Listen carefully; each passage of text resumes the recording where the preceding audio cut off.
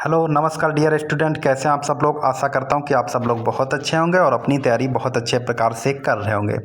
तो साथियों, जो मैं आपके लिए एनसीईआरटी की सीरीज चला रहा हूं उसमें टोटल जो है 40 क्वेश्चन हो चुके हैं साथियों, और आगे के क्वेश्चन हम आज करने वाले हैं। जी हाँ साथियों, आपका जो है अगर आप लोगों को 25 में 25 साइंस में साथियों आप लोगों को लेने हैं तो आप लोगों को साथियों एनसीईआरटी और प्रीवियस ईयर दोनों को कवर करना होगा। और इसी के साथ साथियों एनसीईआरटी और प्रीवियस ईयर बहुत अच्छे ढंग से पढ़ने आपको और इम्पॉर्टेंट क्वेश्चन ही पढ़ने हैं। तो साथियों आप लोग ऑफिशियल सरकारी रोजगार चैनल को जो है लाइक शेयर सब्सक्राइब करना मत भूलिएगा। तो चलिए साथियों, जो है हम 41 नंबर के क्वेश्चन से स्टार्ट करते हैं।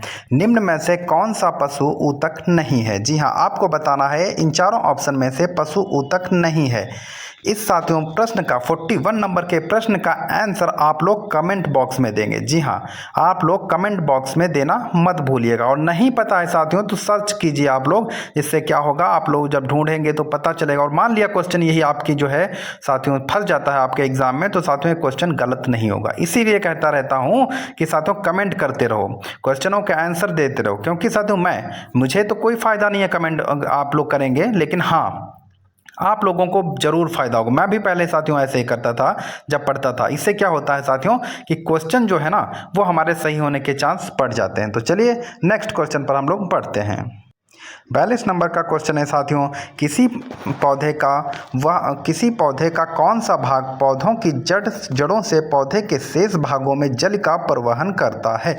ये पूछ रहा है कि जल का परिवहन जो है वो जड़ से पौधे के अन्य भागों में कौन करता है। तो इसका सही जवाब जाएगा आपका ऑप्शन डी, वो है जाइलम ऊतक। जी हाँ, जाइलम ऊतक जो होता है वो जल का परिवहन जड़ों से तने के अन्य भागों में किया करता है। और साथियों आप देख सकते हैं कि ये question RRB group D 12/11/2018 first shift में पूछा गया है। इंपॉर्टेंट क्वेश्चन था साथियों। नेक्स्ट क्वेश्चन पर आते हैं।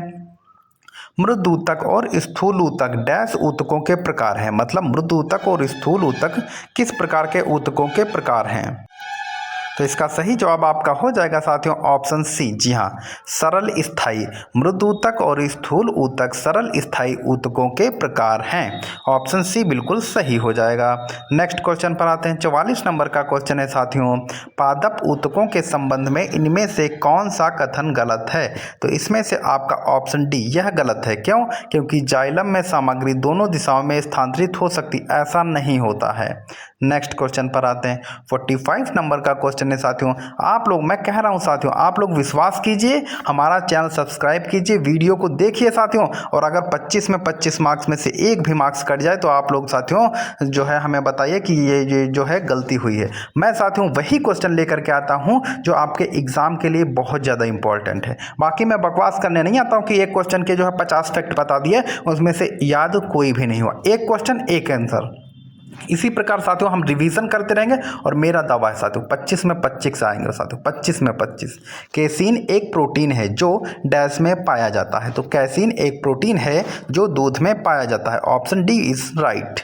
और साथियों देख सकते हैं ये भी question RRB group D 18/9/2018 first shift में पूछा गया है। नेक्स्ट क्वेश्चन है 46 नंबर का, मनुष्यों के वैज्ञानिक नाम होमो सेपियंस का अर्थ क्या है। साथियों वेरी वेरी मोस्ट इंपॉर्टेंट, इस पे लगा लीजिएगा। जी हाँ, बहुत आईएमपी क्वेश्चन है साथियों, मोस्ट इंपॉर्टेंट क्वेश्चन है साथियों ये। जी हाँ, मनुष्यों के वैज्ञानिक नाम होमो सेपियंस का अर्थ क्या है। तो इसका अर्थ क्या होगा साथियों, आपका ऑप्शन डी बिल्कुल सही हो जाएगा। इसका अर्थ है वाइज होमिनिड। जी हाँ, वाइज होमिनिड जो है इसका सही जो है अर्थ होता है होमो सेपियंस का। नेक्स्ट क्वेश्चन पर आते हैं। 47 नंबर का क्वेश्चन है साथियों, विकास का सिद्धांत किसके द्वारा प्रस्तावित किया गया था। विकास का सिद्धांत किसके द्वारा प्रस्तावित किया गया था। तो ऑप्शन ई जो है बिल्कुल सही हो जाएगा, चार्ल्स डार्विन। जी हाँ साथियों।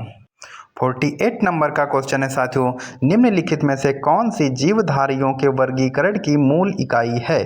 तो इसका सही जवाब जाएगा आपका ऑप्शन बी, वो है जाति। जी हाँ, कौन सी इकाई है, वो है जाति। ऑप्शन बी बिल्कुल सही है। नेक्स्ट क्वेश्चन है 49 नंबर का, मानव शरीर की ऊर्जा आवश्यकताओं के मापन हेतु किस मापन इकाई का प्रयोग किया जाता है। तो इसका सही जवाब है आपका ऑप्शन ए, वो है कैलोरी। जी हाँ, जो हमारी जो है ऊर्जा मापी जाती है वो कैलोरी में मापी जाती है।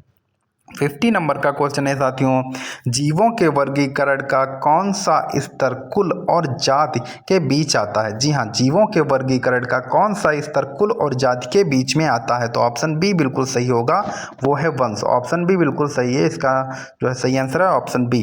नेक्स्ट क्वेश्चन पर आते हैं साथियों, देख सकते हैं ये कितना इंपॉर्टेंट क्वेश्चन है, 2 बार पूछा गया, वो भी एक ही साल में पूछा गया है, मतलब एक बार के एग्जाम में पूछा गया है। इसीलिए कहता हूँ साथियों कि ये क्वेश्चन जो है कई बार रिपीट होते हैं आए हैं और आगे भी रिपीट होते हुए आएंगे साथियों, ये मेरा दावा है। और इसीलिए साथियों कहता रहता हूँ एनसीईआरटी पढ़ो, एनसीईआरटी पढ़ो, प्रीवियस पढ़ो, और बाकी बकवास पढ़ने की आवश्यकता नहीं है। निम्नलिखित में से कौन सा एक जैविक उत्प्रेरक है। जी हाँ, जैविक उत्प्रेरक, एंजाइम, खनिज, हार्मोन या फिर विकिरण। तो इसका सही जवाब है आपका ऑप्शन ए, वो है एंजाइम। जी हाँ, जैविक उत्प्रेरक जो होता है वो है एंजाइम। नेक्स्ट क्वेश्चन है 52 नंबर का क्वेश्चन है साथियों, फलों के मीठेपन के लिए कौन सी शर्करा उत्तरदायी है। जी हाँ, फलों के मीठेपन के लिए कौन सी शर्करा उत्तरदायी है। तो इसको बोलते हैं फ्रक्टोज। ऑप्शन ए बिल्कुल सही हो जाएगा। और साथियों आप देख सकते हैं ये 2 शिफ्ट में पूछा गया क्वेश्चन। जी हाँ, 15/11 को और 4/11 को 2022 में ही पूछा गया है। नेक्स्ट क्वेश्चन पर आते हैं साथियों, 53 नंबर का क्वेश्चन है, निम्नलिखित में से कौन सा तत्व एक बहुमुखी तत्व है जो सजीवों और हमारे द्वारा उपयोग की जाने वाली कई चीज़ों का आधार बनाता है। तो इसका सही जवाब है आपका ऑप्शन ए, वो है कार्बन। ऑप्शन ए वो है कार्बन। नेक्स्ट क्वेश्चन पर आते हैं, 54 नंबर का क्वेश्चन है साथियों, जीव विज्ञान में डीएनए का पूर्ण रूप क्या है। कई बार रिपीट हुआ है, इंपॉर्टेंट है। इसका सही जवाब है आपका ऑप्शन बी, डीऑक्सीराइबोन्यूक्लिक एसिड जो है वो डीएनए का रूप है।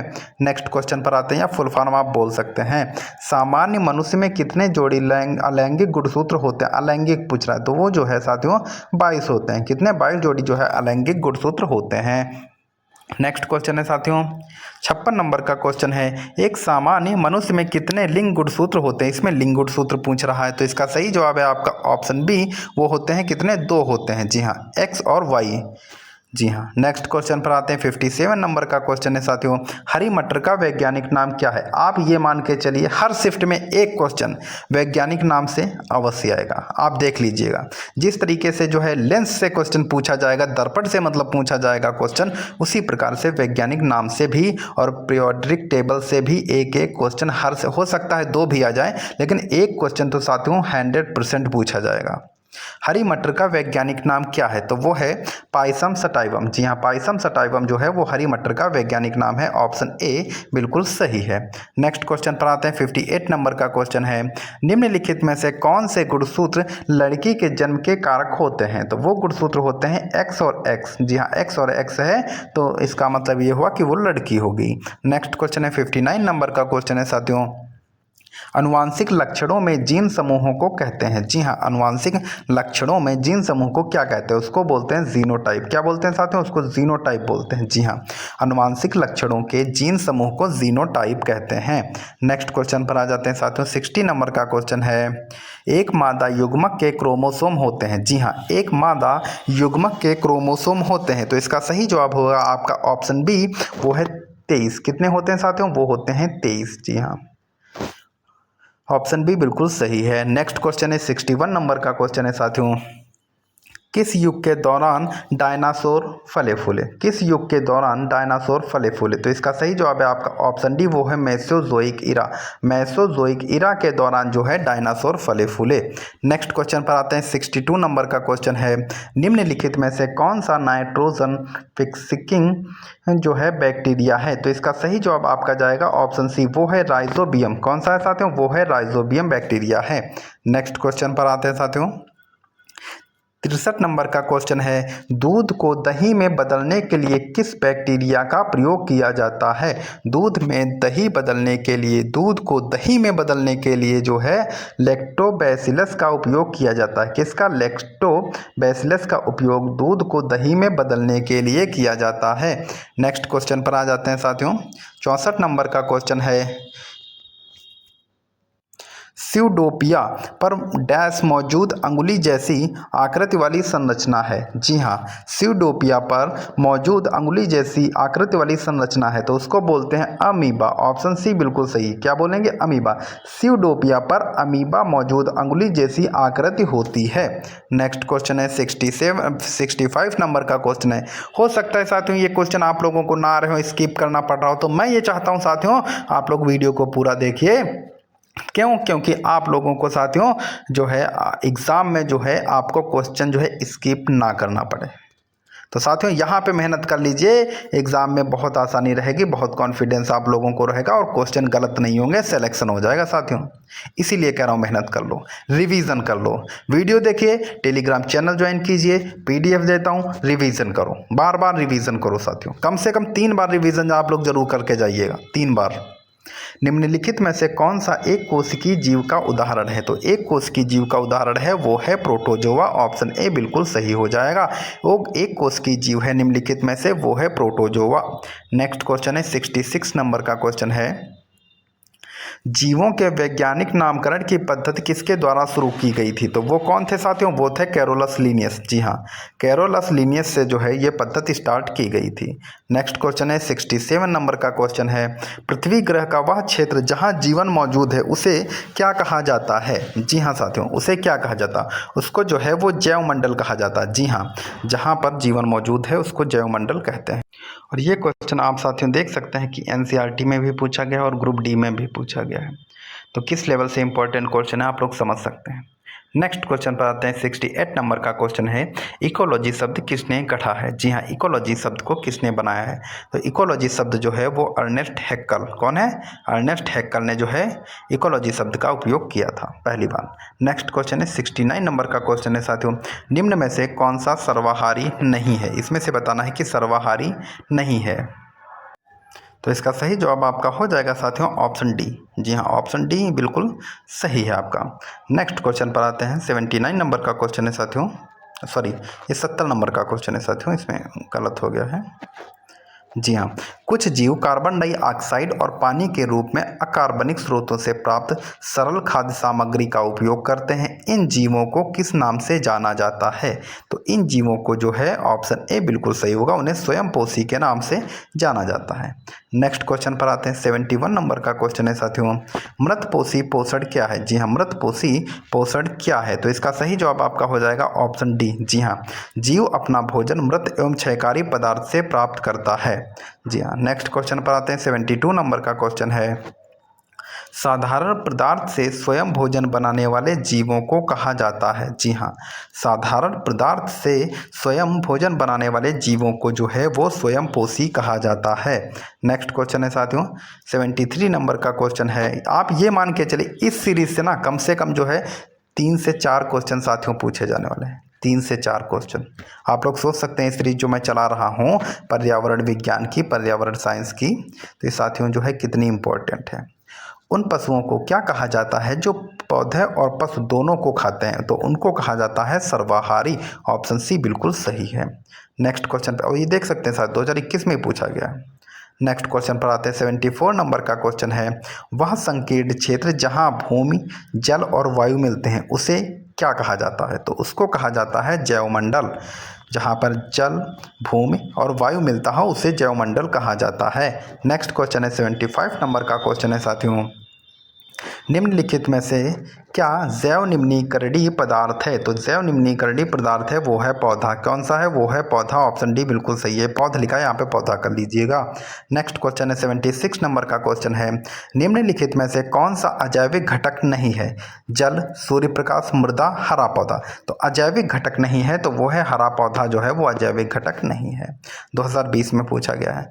नेक्स्ट क्वेश्चन पर आते हैं 77 नंबर का क्वेश्चन है, उस प्रकार के पोषण का नाम बताएं जिसमें जीव अपना पोषण मृत और विघटनशील पदार्थों के विलयन के रूप में प्राप्त करते हैं। तो उनको कहा जाता है मृतपोषी पोषण। क्या कहा जाता है? मृत जीवी पोषण। जी हाँ, ऑप्शन डी बिल्कुल सही है।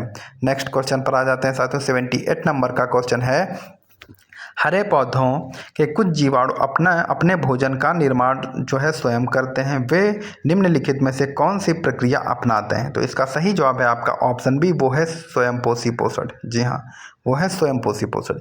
नेक्स्ट क्वेश्चन पर आते हैं। 79 नंबर का क्वेश्चन है, इकोटोन का अर्थ क्या होता है। जी हाँ, इकोटोन का अर्थ क्या होता है? तो इकोटोन का अर्थ है, इकोटोन वो है जहाँ दो बायोमास मिलता है उसे ही इकोटोन कहा जाता है। जहाँ दो बायोमास मिले उसे इकोटोन कहते हैं। नेक्स्ट क्वेश्चन है साथियों 80 नंबर का, जीवों और पर्यावरण के बीच की अन्योन्य क्रिया के वैज्ञानिक विश्लेषण और अध्ययन को क्या कहा जाता है? तो इसको कहा जाता है पारिस्थितिकी। क्या कहा जाएगा? पारिस्थितिकी कहा जाएगा। तो साथियों, अगर आज का सेशन हमारा अच्छा लगा है तो चैनल को सब्सक्राइब, वीडियो को लाइक और शेयर जरूर कीजिएगा। और साथियों, कमेंट बॉक्स में good job, good video, nice video, इस टाइप में कोई एक प्यारा सा कमेंट जरूर कर दीजिएगा साथियों। और साथियों, आप लोग ज़्यादा से ज़्यादा रिवीजन पे ध्यान दीजिए, क्योंकि प्रीवियस ईयर और एनसीईआरटी के पूरे जो है इंपॉर्टेंट क्वेश्चन साथियों मैं लेकर के अपने चैनल पे आता हूँ साथियों। तो आप लोग सिर्फ और सिर्फ रिवीजन पे ध्यान दीजिए।